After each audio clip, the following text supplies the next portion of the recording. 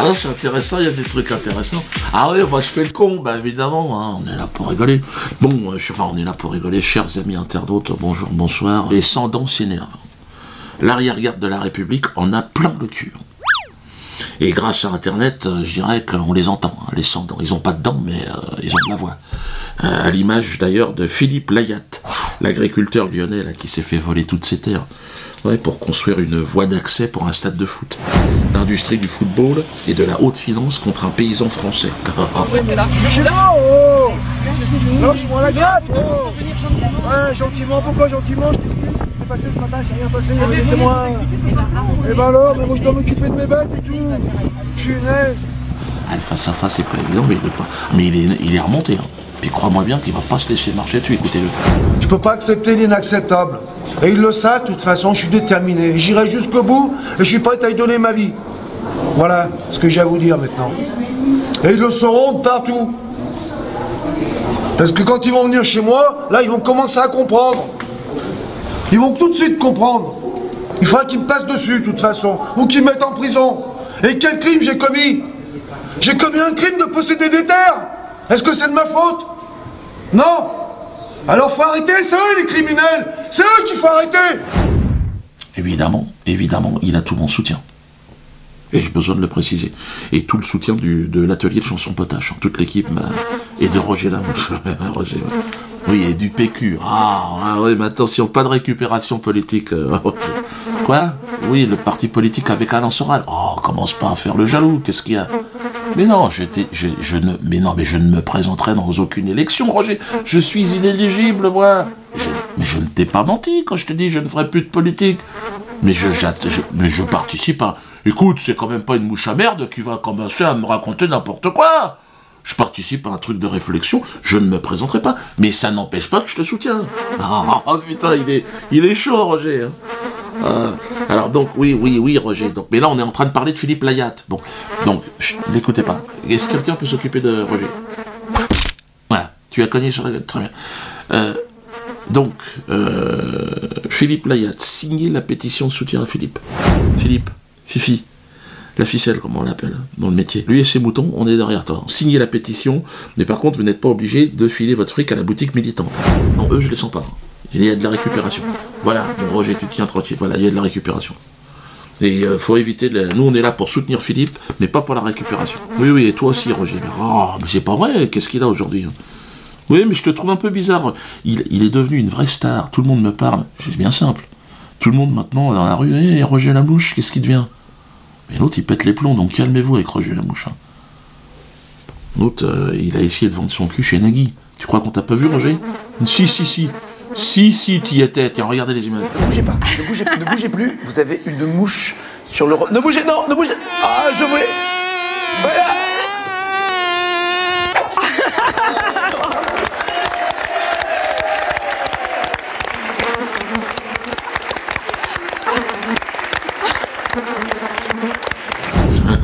Ah ouais. Bon, t'as essayé de glisser des quenelles, non, mais je l'ai vu. Ah, on a une mouche qui gigote. Énorme. T'as laissé pour mort, heureusement que t'as la peau dure. Hein. Mais déjà, avec Obama, tu te souviens? Hein, il avait essayé, ça c'était bien, c'est moi qui l'avais envoyé à l'époque, t'avais une conscience politique. Ah ouais, tu voulais lui pondre tes œufs dans l'oreille. Non, bah ouais, mais attends, Roger.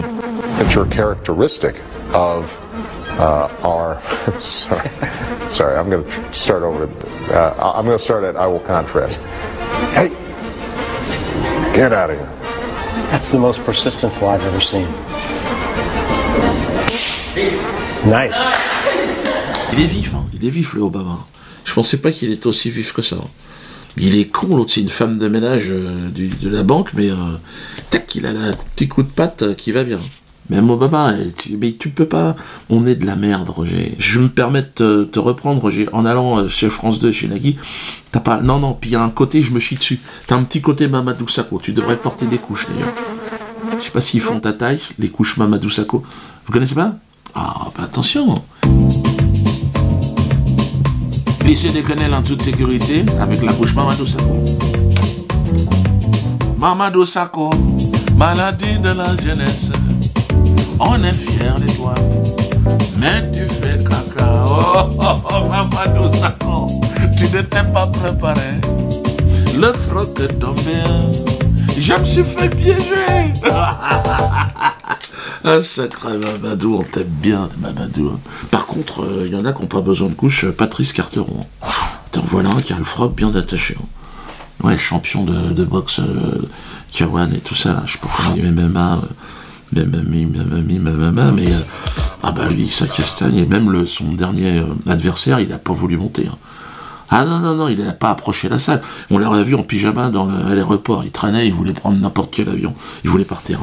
Quand tu combats un Américain, tu connais, hein, comme le complexe qu'on a en France, hein, c'est t'as pris une étude aux États-Unis, t'as l'Américain, dès que tu touches un Américain, c'est bon, tu vois. Donc c'est pour ça qu'on a parlé de moi. C'est tout. Après, la vie, elle est revenue, on ne me calculait plus. Donc après, moi, j'ai dit tous, d'aller tous le faire, hein. Stop les gros mots, comme dirait son directeur de publication. Je vous cache pas qu'il est déjà sélectionné pour les Quenelles 2015. Là, on est à un très très haut niveau. Chez les sportifs, il y a deux catégories. Hein. Il y a ceux qui bon, il y a Mamadou Sakho, et puis il y a ceux de la trempe d'Anelka. C'est vrai que là, ça a du goût, là, ça tient. Là, c'est vrai que c'est toujours spectaculaire pour moi. Anelka, un frère, évidemment, tout comme Patrice Carter. Les gars, ensemble, allons-y. Foutons-leur vraiment. C'est fini, hein, le temps dont vous fermez nos gueules. Alors, le titre de la vidéo, vous l'avez vu, c'est BHL fait un four. Oh, le four. Alors, allez pas le prendre, évidemment. C'est la définition du four. Un bide, ça n'est pas un succès, quoi. C'est ça. Hein. N'allez pas chercher. Même si BHL va dire c'est un four, donc c'est antisémite. De toute façon, ceux qui ne vont pas voir mon spectacle sont des antisémites. C'est les années 30. La bête immonde est toujours féconde de la.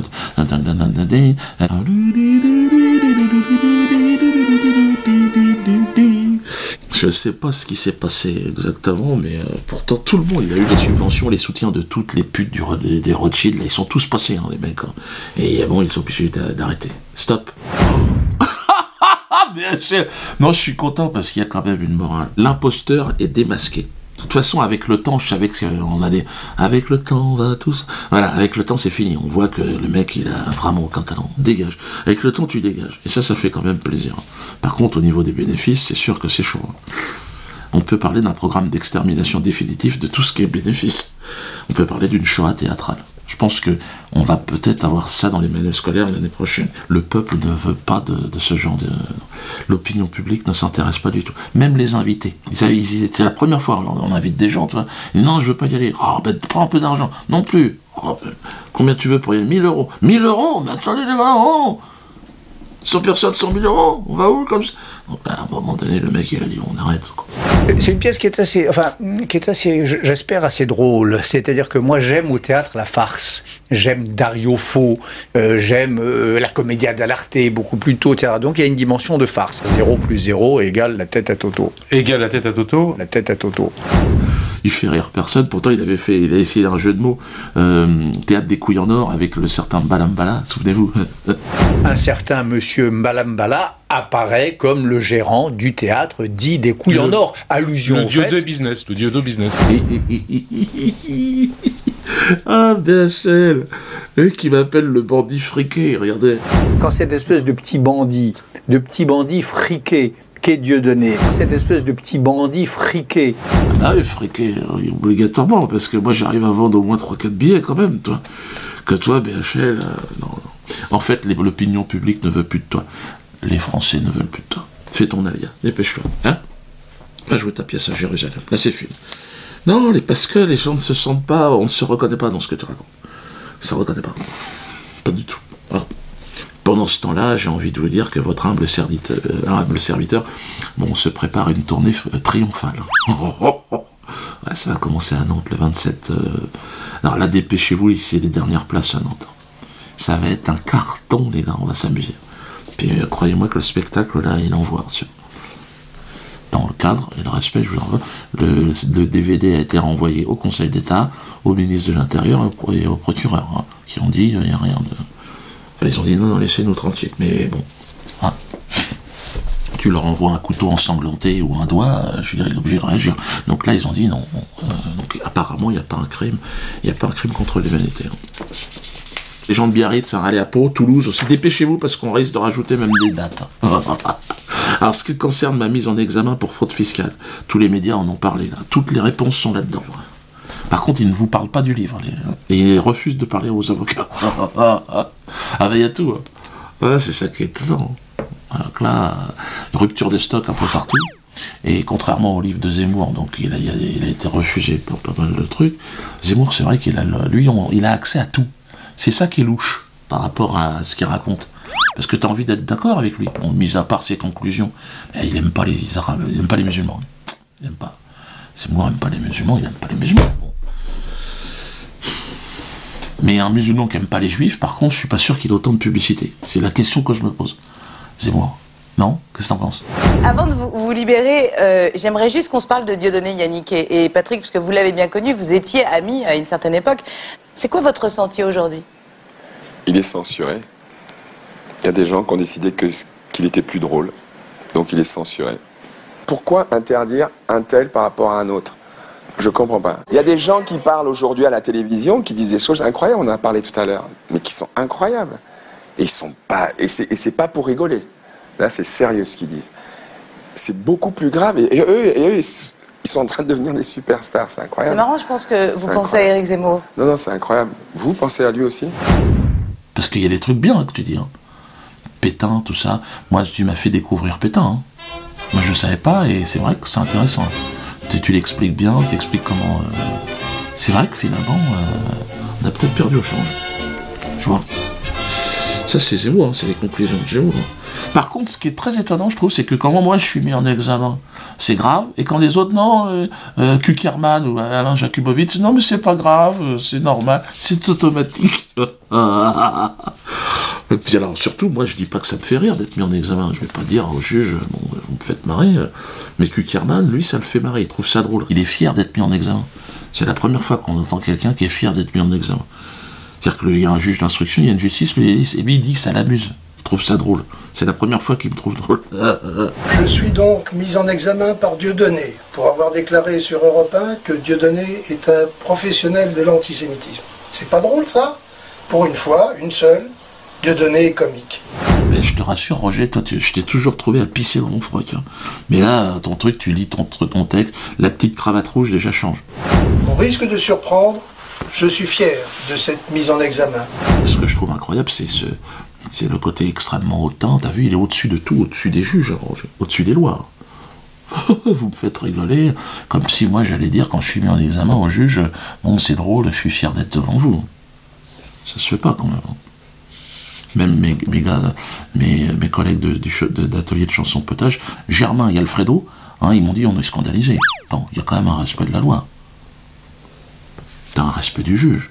Il y a quand même un protocole. Je veux dire, tu te mets une petite chemise bien propre, t'arrives pas à tout débrailler. L'autre, t'as vu, il a retombé la veste. Ouais, j'encule les juges. Enfin, grosso modo, c'est ce qu'ils nous ont dit. Même Germain m'a dit, ça va trop loin cette affaire. L'autre, ça le fait marrer. C'est pas drôle, ça? Mais Roger, de toute façon, j'ai retrouvé une image de toi, regarde. Tu vois, regarde dans le regard, Roger, tu vois, on voit, souligne le regard. Ouais, non.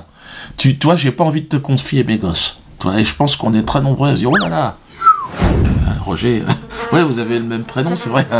Ouais, Roger Lamouche et ouais, Roger Kuckerman. Oui, mais toi, tu sens bon, ouais, Roger. Quand tu l'ouvres, on a quand même la sensation d'avoir affaire à quelqu'un de raisonnable. Hein.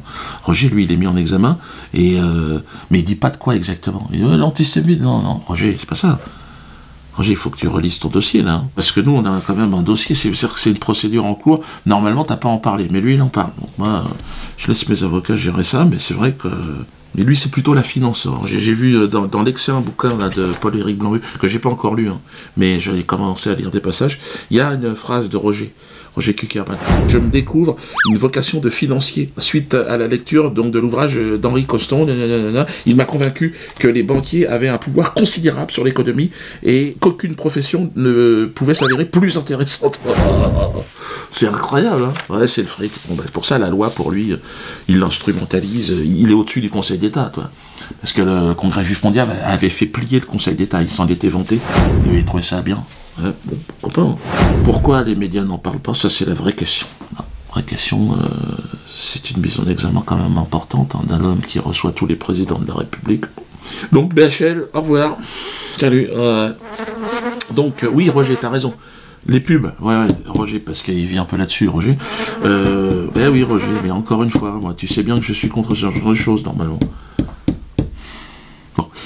Ceux qui ont leur petite boîte et qui veulent faire un peu de publicité sur ces vidéos-là, vous pouvez le faire. Comme on est passé sur Dailymotion et RuTube, maintenant c'est autorisé, donc, enfin, c'est pas un problème. Donc si vous avez envie de faire un peu de promotion pour votre magasin, hein, donc, non, vous n'êtes pas obligé, c'est pour ceux qui veulent, hein. J'ai vu 1 million de fois le truc.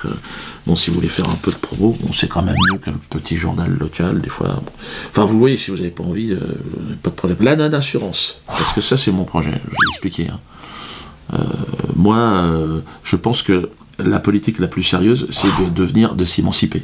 Et le programme le plus sérieux, c'est celui-là, la assurance. Et là, on est dans la dernière ligne droite. Hein. Plus de 90 000. Donc vous continuez, donc on sera à 100 000 dans très peu de temps. Et je pense que là, c'est vraiment le projet d'émancipation totale. On va être complètement libre. Alors on vous enverra sous peu le calendrier de mise en fonction de la assurance, hein, dès qu'on arrive aux 100 000. Donc ça devrait arriver à la mi-novembre. Puis on va vous dire comment on fonctionne et comment va fonctionner la assurance et dans combien de temps. D'ailleurs, j'ai une réunion, là j'y vais. Hein, allez, je vous laisse avec... vous voulez glisser des quenelles en toute sécurité? Oh, il n'y a pas de problème. Il vous suffit d'acheter les couches Mamadou Sakho. Mamadou Sakho, maladie de la gueule.